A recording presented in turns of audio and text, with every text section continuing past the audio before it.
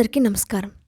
ఈరోజు కథ Hitler episode 7 హాస్నీపై దొంగతనం నింద. ఇక స్టోరీలోకి వెళ్తే హాస్ని తన తండ్రి సవతి తల్లి మహేశ్వర్ల మ్యారేజ్ యానివర్సరీకి వస్తుంది. అక్కడ ఆమె చేతికి ఉన్న డైమండ్ రింగ్ని చూసిన హారతి అది తనది అని తనకి ఇచ్చేయమని గొడవ చేయడం మొదలుపెట్టింది. హాస్ని, నీకు మొదటి నుంచే నేనంటే ఇష్టం లేదు. నాకు ఆ విషయం బాగా తెలుసు.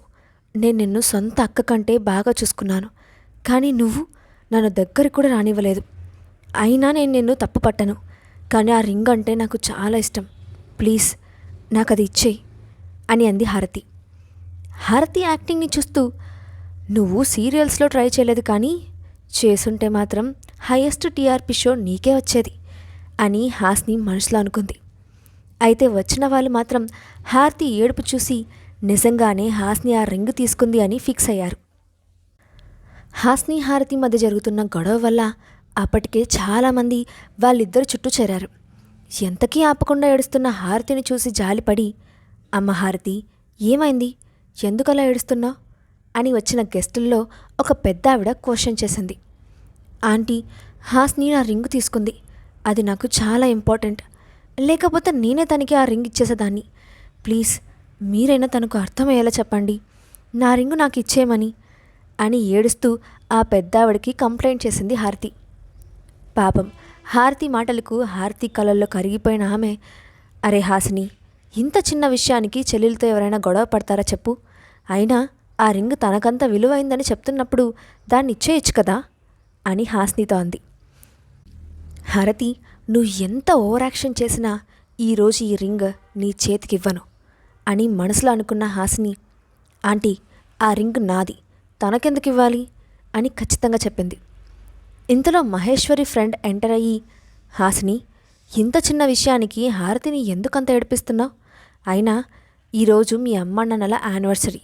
కనీసం ఆ విషయాన్నైనా దృష్టిలో పెట్టుకొని కాస్త మంచిగా ప్రవర్తించవచ్చు కదా అని హాస్నిని తిడుతూ అంది.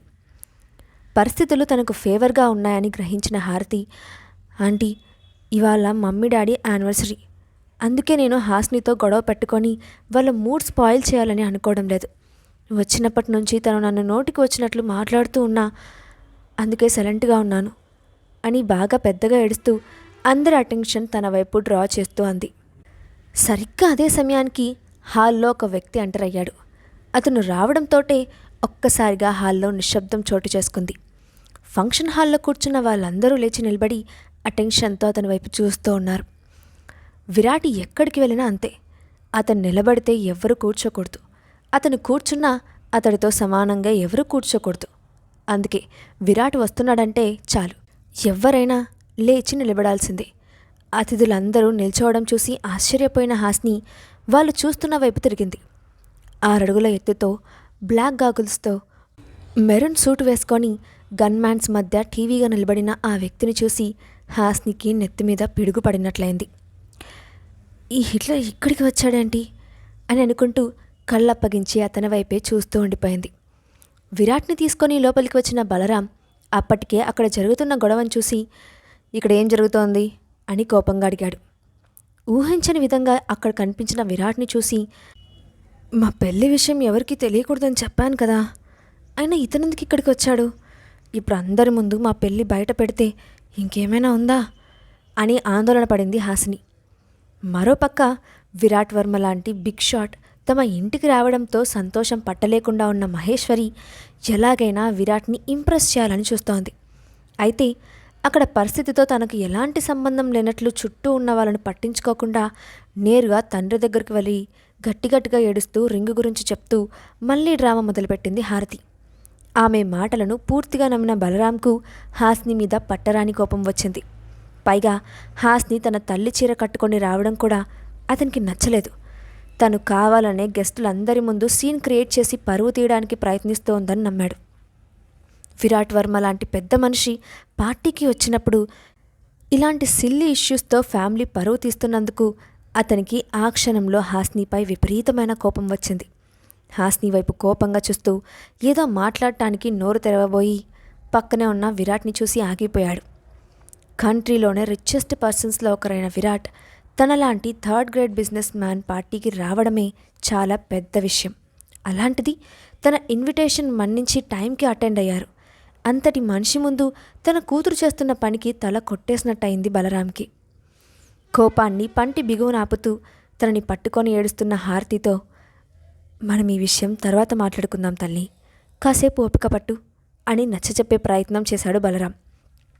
నో డాడీ, నాకు ఆ డైమండ్ రింగ్ ఇప్పుడే కావాలి, నాకు వెయిట్ చేసే ఓపిక లేదు, నాది నాకు ఇప్పించండి అని మరింతగా తండ్రికి గొంతుకపోతూ వలవల ఏడ్చింది హారతి. సరే సరే అని హాస్ని వైపు చూస్తూ, చెల్లి వస్తువు ఏదో నీ దగ్గర ఉందంట కదా, ఇచ్చే తల్లి, అనవసరంగా ఏడిపించుకో, పద్ధతిగా ఉండదు అని కళ్ళల్లో కోపాన్ని పలుకుతూ నార్మల్ వాయిస్తో చెప్పాడు బలరాం. తనలా అనడం ఆలస్యం. తన చేతికున్న డైమండ్ రింగ్ని తండ్రికి చూపిస్తూ, ఇది నా రింగ్ నాన్న, నా రింగ్ని నేనెలా ఇస్తాను, ఎంత చెప్పినా అర్థం చేసుకోవడం లేదు, ఇందాకటి నుండి ఇవ్వమని ఒకటే గొడవ చేస్తోంది, హారతి ఎందుకు ఇలా చేస్తోందో నాకు అస్సలు అర్థం కావడం లేదు, మీరైనా తనకు చెప్పండి అని విసుగ్గా అంది హాసిని. ఆ రింగ్ని చూసిన బలరాం బ్రుకుటి ముడిపడింది. అంతకుముందు ఎప్పుడూ ఆ రింగ్ హారతి పెట్టుకోవడం చూడలేదు. దాంతో చిన్న కూతురు వైపు తిరిగి, ఆ రింగ్ నువ్వెప్పుడు కొన్నావు హారతి, నువ్వు పెట్టుకోవడం నేనెప్పుడు చూడలేదే అని అనుమానంగా అడిగింది. అది నాన్న, అది నేను అని నీళ్లు నములుతూ ఏం చెప్పాలో తెలియక సైలెంట్గా నిలబడిపోయింది హారతి. అప్పటికే వాళ్ళకి కాస్త దూరంలో నిలబడి జరుగుతున్నదంతా చూస్తున్న మహేశ్వరి కూతురు ఎర్రకాటంలో పడడం గమనించి గబగబా అక్కడికి వచ్చేసింది. అది కొన్ని రోజుల క్రితం షాపింగ్కి వెళ్ళినప్పుడు ఈ రింగ్ బాగా నచ్చింది, మన హారతికి బాగుంటుందని నేనే కొన్నాను, అంత ఖరీదైన ఉంగరం కాదులే, అక్కకి బాగా నచ్చింది కదా, వదిలేయమ్మా, నీకు ఇంకొకటి కొంటానులే సరేనా అని కూతురికి సర్ది చెప్తున్నట్టు మరింతగా జీవించేసింది మహేశ్వరి. నా తల్లి ప్రేమతో ఇచ్చిన గిఫ్ట్ నేనెలా ఇంకొకరికి ఇచ్చేస్తాను, అందులో మా అమ్మ ప్రేమ ఉంది అని హాస్ని వైపు తిరిగి, దయచేసి అర్థం చేసుకో అక్క, అమ్మ ప్రేమ ఏంటో నీకు తెలియదా, అది నా రింగ్, నాకివ్వు అని దీర్ఘంగా వేడుకుంది హారతి.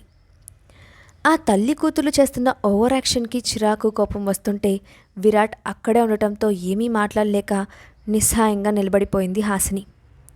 ఇంతలో విరాట్ కలుగు చేసుకొని, సి మిస్టర్ బలరాం, మీ ఫ్యామిలీ మ్యాటర్స్లో నాకు ఎలాంటి ఇంట్రెస్ట్ లేదు, బట్ ఈ ఇష్యూ ఇప్పటికిప్పుడే సాల్వ్ చేస్తే బెటర్ అని సీరియస్గా అన్నాడు. అసలు విరాట్ అక్కడికి రావడమే షాక్ అనుకుంటే, వాళ్ళ ఫ్యామిలీ మ్యాటర్స్లో నోరు విప్పడం బలరాం ఫ్యామిలీకి మాత్రమే కాదు, అక్కడ ఉన్న గెస్టులు అందరినీ షాక్కి గురిచేసింది. కాసేపటికి షాక్లో నుండి తేరుకున్న బలరాం సూటిగా పెద్ద కూతురు వైపు చూస్తూ, హాసిని, ఆ రింగ్ తీసి చెల్లెలకి ఇవ్వు, పార్టీని స్పాయిల్ చేయకు, ఈ సిటీలో రిచెస్ట్ పర్సన్స్ అందరూ ఇక్కడే ఉన్నారు, అందరి ముందు మీరు చేస్తున్న గోలకి తల కొట్టేసినట్టు అనిపిస్తోంది, నా పరువు ప్రతిష్టలకు నీ వల్ల భంగం కలిగితే జీవితంలో నిన్ను క్షమించను అని కోపంగా అన్నాడు బలరాం.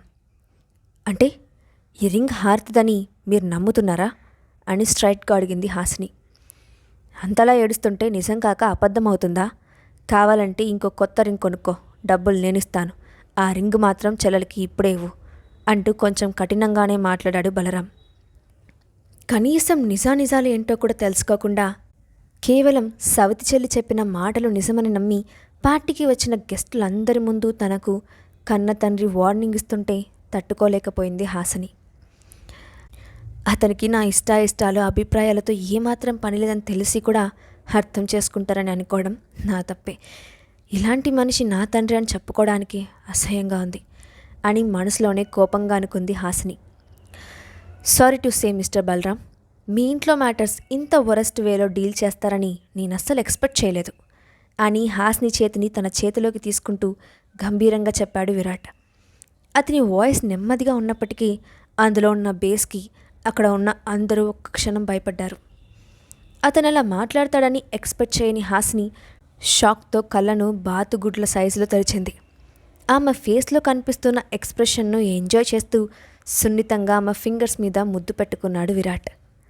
అప్పటికే షాక్లో ఉన్న హాసిని ఆ చర్యకు నోట మాట రానట్టు కోయబారిపోయింది. ఒక హాసిని మాత్రమే కాదు, అతని బిహేవియర్కి అక్కడున్న గెస్ట్లతో పాటు బలరాం ఫ్యామిలీ కూడా బొమ్మలా నిలబడిపోయారు. ఎవరికి తమ మధ్య ఉన్న బంధం తెలియకూడదని అనుకుంది హాసిని. కానీ అంతమందిలో విరాట్ చేసిన పనిని ఎలా అర్థం చేసుకోవాలో తెలియక అయోమయంగా అతని వైపు చూస్తూ ఉండిపోయింది. ఆ హాల్లో నిశ్శబ్దాన్ని భగ్నం చేస్తూ, మిసెస్ బలరాం, ఈ రింగ్ మీరు ఎక్కడ కొన్నారో తెలుసుకోవచ్చా అని మహేశ్వరి వైపు సూటిగా చూస్తూ అడిగాడు విరాట్. అది నాకు తెలిసిన జ్యువెలరీ షాప్లో తీసుకున్నాను అని చెప్పింది మహేశ్వరి. ఆమెకు విరాట్ అలా అడగటం ఏమాత్రం మింగుడు పడటం లేదు.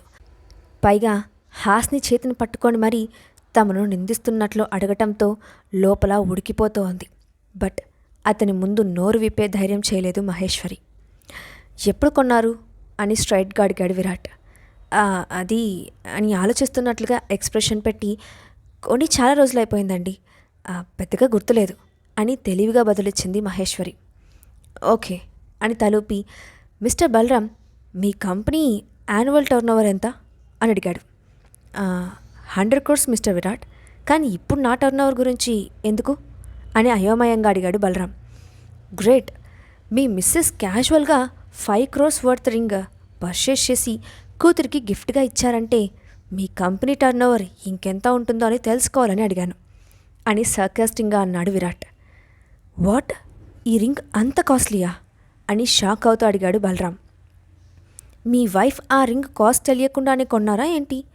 అంత బల్క్ అమౌంట్ జస్ట్ ఒక్క రింగ్ మీద ఇన్వెస్ట్ చేస్తుంటే మీకు తెలియకుండా ఉండదుగా అని మహేశ్వరి వైపు డేంజరస్ లుక్ని ఇస్తూ అన్నాడు విరాట్.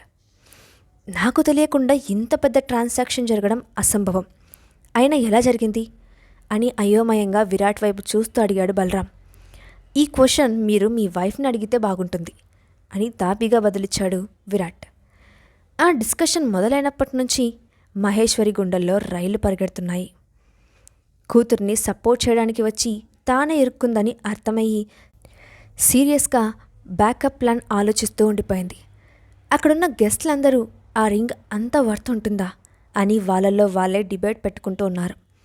అయితే విరాట్ మాట్లాడడం మొదలుపెట్టినప్పటి నుండి అతడినే చూస్తున్న హారతికి హాస్ని చేతిని విరాట్ పట్టుకొని ఉండడం చూసి మనసు ఈర్ష్యతో బగ్గున మండింది. అంత విలువైన ఉంగరం దానికి దక్కడానికి వీల్లేదు, ఏదో ఒకటి చేయాలి అని తీవ్రంగా ఆలోచించింది. ఇంతలో బుర్రలో లడ్డు లాంటి ఆలోచన రావడంతో ఆమె ముఖంలో గర్వంతో కూడిన నవ్వు చెరింది. వెంటనే, అంత ఖరీదైన ఉంగరం నీ చేతికి ఎలా వచ్చింది హాసిని? కొంపతీసి దొంగలించావా ఏంటి?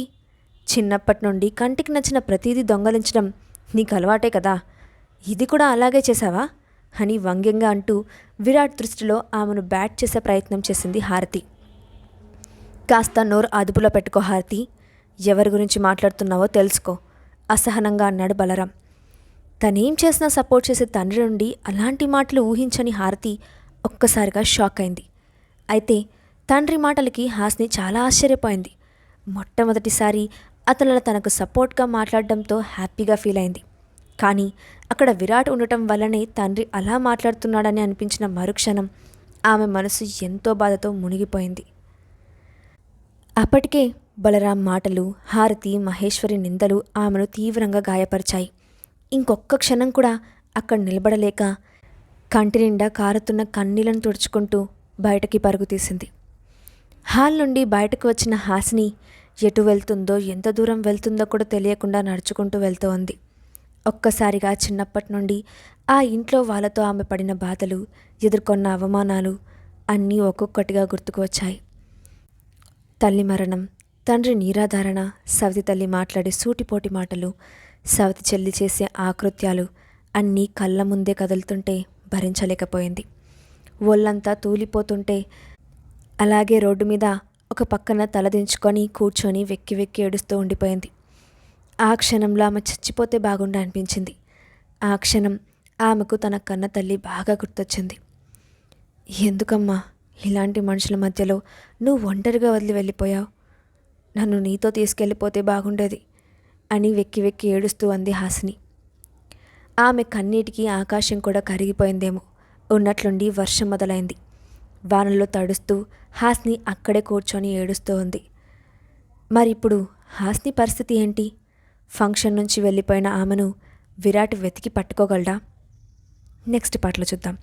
ఈ స్టోరీ అప్డేట్ ఎలా ఉందో కింద కామెంట్ బాక్స్లో మీ ఒపీనియన్ని షేర్ చేయండి. అలాగే ఇలాంటి మరిన్ని స్టోరీస్ కోసం మా ఛానల్ని తప్పకుండా సబ్స్క్రైబ్ చేసి పెట్టుకోండి. Thanks for watching.